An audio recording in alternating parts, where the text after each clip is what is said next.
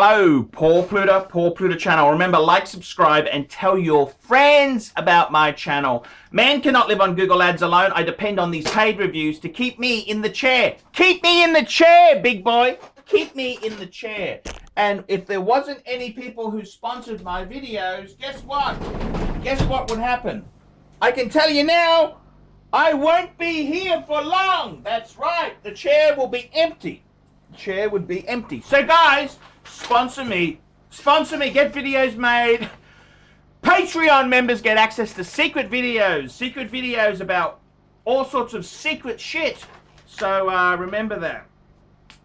Like, subscribe, and tell your fuckhead friends about my channel. Okay, let's jump straight in here. Here we go. This is a paid review for Dan. Okay, Dan, here we go. Hi, Archie. I just sent you 50 via PayPal to get your advice. Please call me Dan in your video. I recently started collecting wristwatches, and while researching the various brands and models, I came across your channel and stayed for the horological knowledge as well as the entertainment. After buying a few pieces, I hit an interesting challenge and would like to ask you for your guidance. First, let's see what I already have. Omega chronograph, Omega Speedmaster Professional, Moonwatch with the Halcyon glass, Diver, Rolex Submariner, reference 114060, no date, ceramic. Dress watch, Rolex Milgauss, reference 116400 GV Z Blue with green crystal. The following criteria were important to me when assembling this collection. I wanted to buy iconic sports watches which have a great build quality and a horological heritage I can identify with. The dials should be clean and ideally symmetrical and either black or blue colors. Bracelet preferred, since I always wear my watches in hot, humid climate. Now to the dilemma. As you can see in one of the images, I have a fourth spot in my watch box which is available, and I am looking for the perfect piece.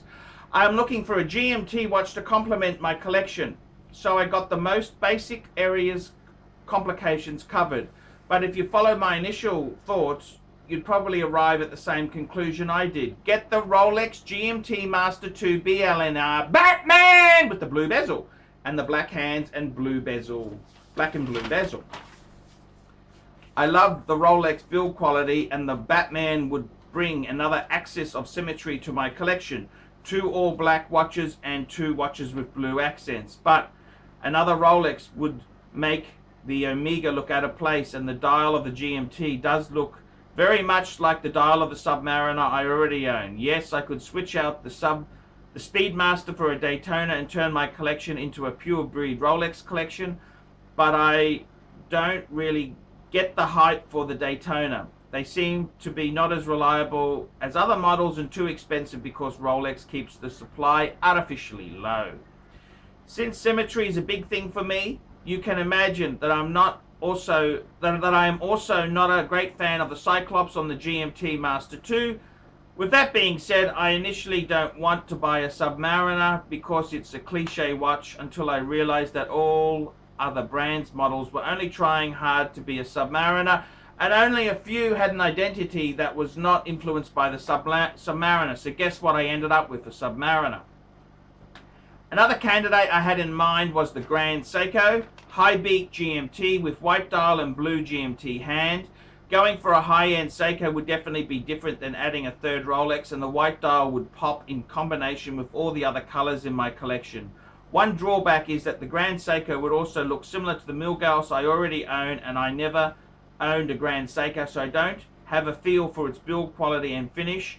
I gotta say, Rolex spoilt me when it comes to perfection. When looking at my Speedy and my Submariner, they clearly play in different leagues, which is fine. The sub is also much more expensive and keeps its value. Let me know what you think. Which watch, GMT or otherwise, can complete my small collection? Thanks for your help. Cheers, Dan. P.S. In case you'd recommend the Polar Explorer 2. It's pretty much the same as the Batman, but ticks even less of my boxes, so it's probably not going to happen. PPS, I included a bunch of photos. Don't have a DSLR in hand, so they suck, but hope they work for your video. Okay, let's have a look there, Dan. Thank you so much for your time. And I gotta tell you guys, I gotta tell you, it's this is a very, very interesting situation here. This guy here is a real, you know, he's starting off here. I think he's analyzing things too much. I got to be honest with you. Dan, just start to listen to me, okay? Don't argue. Work with me, not against me, big boy. Let's have a look at the collection there. We've got the Omega Speedmaster Professional Man on the Moon. Perfect. Well done. Don't ever get rid of that. That is a beautiful watch. We've got a Rolex 114060 ceramic no date sub. Perfect as well. Beautiful. We've got a Milgauss. Yes, that's a beautiful watch as well. Now, let's just keep going here. Now, for starters, with your watch box there, you're saying you got a 4th slot. Now, let me explain it to you, okay? You actually have 4 slots in the box, 4 watches. You would say, that means I can get 4 watches. No. That means you can get 5 watches because you have to wear one. The other 4 are in the box. Do you understand? So you actually have excuse to buy 2 more. So you have 3 beautiful pieces. My advice for you, look, I got to tell you the truth there. In all honesty, I think you're analyzing things far too much. Grand Seiko, I got to be honest with you there. They make some amazing pieces, but fuck me dead, they don't hold their value well. No one really understands them. You're not going to, for a small collection like yours, get a bloody Rolex! Get a bloody Rolex. And I've got to tell you, if I were you, I would be adding the 42mm Polar Explorer 2. Okay? I got nothing wrong with the GMT. I got to tell you this. I've got the older one, the 40mm. And I got to tell you, let me tell you something, okay? This has got the fixed steel bezel. Guess what? Can you read 24-hour time? It's hard enough with a fixed steel bezel. When the bezel rotates, it's a complete bitch. So I would highly recommend to you, get yourself an Explorer 2 Polar. I'd get the 42mm. It gives you white. I like the way you criticize the shit out of Rolex, but then you're happy to get a white bloody Grand Seiko. That is a fucking dumb move, okay? I gotta tell you, Dan, that is a fucking stupid idea, okay? Grand Seiko, that's for weirdos to buy, okay? That's for people who have this superiority complex, but they still live at home with their parents. That's the sort of weirdos who buy Grand Seiko. I mean, they are great watches. You'll never fucking sell the thing again. They're the fucking limited market. You're gonna lose money on it. Get yourself a fucking Rolex! That's the advice. Get yourself a fucking Rolex. That's what I would do. I got to be honest with you. Get yourself the Rolex, and then you've got another watch to get. You know what I'd do if I were you? Okay? The Milgauss isn't a proper dress watch. I like the Milgauss. I love it. It's not a fucking dress watch. It's a sports watch. Get yourself a fucking Reverso. Get yourself a Reverso. Then you've got Omega, JEWELLERY, and Rolex. Rolex is super strong. Yes. We're buying icons. So if I were you, you either buy yourself a Polar Explorer 2 42mm, or you get the black, or the Batman. That's up to you. You choose it. And then you get yourself a JLC Reverso. I don't care what sort of fucking Reverso you get. You get yourself a Reverso. That's a proper watch. Proper dress watch on a fucking leather strap. That's what you wear. That's a dress watch.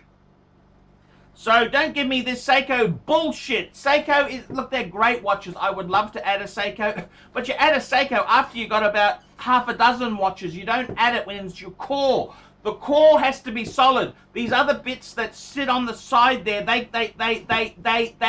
your core has to be solid, okay? If your foundations aren't strong, you ain't gonna fucking enjoy this collection. So forget fucking analyzing things. Man, you're fucking hard to deal with. Psychoanalyzing all this fucking shit. I don't know what to say there. Personally, I don't understand why the fuck you call a Milgauss a dress watch. It's not a fucking dress watch. Okay? It's not a fucking dress watch. So my advice to you would be pure and simple. Add a Polar 42mm. That's the new size. I'd add a Reverso, JEWELLERY Reverso, man. That's what I'd be doing. I seriously, don't analyze it too much, man. You've got a nice collection. Keep going, big boy. Forget, the Cyclops is so damn fucking cool. It is a cool thing, okay? Just fucking get over it, okay? Get over it. Great collection, great foundations. You're analyzing things too much. And I mean, fuck, the Seiko itself there, oh man, don't do that. Don't do that. Don't do that. It's dumb. Dumb. Dumb. Dumb. So that's what I'd be doing. So there you go. I'm Archie Luxury. The Pontiff has spoken. Tell me what you fuckers think of that. Tell me what you fuckers think of that. I've added a bit of swearing in this video just to get back to my old self a bit. Tell me what you fuckers think of that. I'm Paul Pluta on the Paul Pluta channel, Archie Luxury. Remember, like, subscribe, tell your fuckhead friends about this channel, and yeah, I would say if you want swearing in your video, it's $50 a vid, paid review, because I need to get a bit more, because there's no fucking Google ads if I swear in the fucking thing. Paul Pluta channel, tell me what you fuckers think of that.